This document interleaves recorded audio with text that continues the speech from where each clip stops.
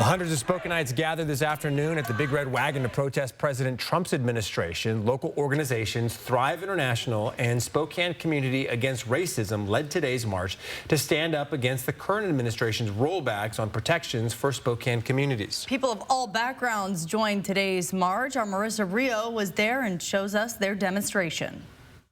Keep Spokane working! We make Spokane work!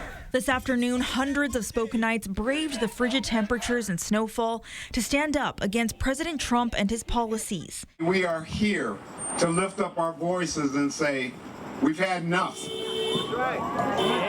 Cheers erupted from the crowd as people stood in solidarity for equal rights for all.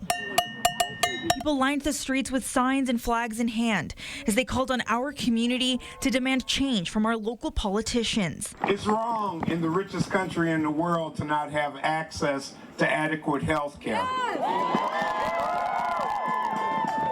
It's wrong to not be able to love whoever it is you choose to love. So in the wet Spokane roads, people chanted and marched on. For some of these people, protesting isn't new. I spoke with a woman who was in this crowd who said she marched during the civil rights movement and during the Vietnam War, and she never thought our country would go back this far. It's terrifying what they're doing, what they're dismantling.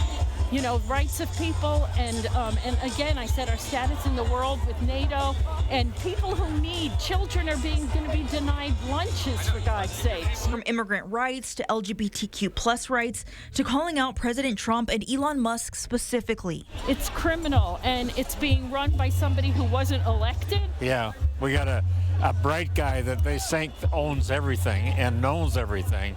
He doesn't know what's going on in the world. They're destroying. It's a destructive group. These protesters wanted their voices heard. Everybody's being affected by what's happening right now.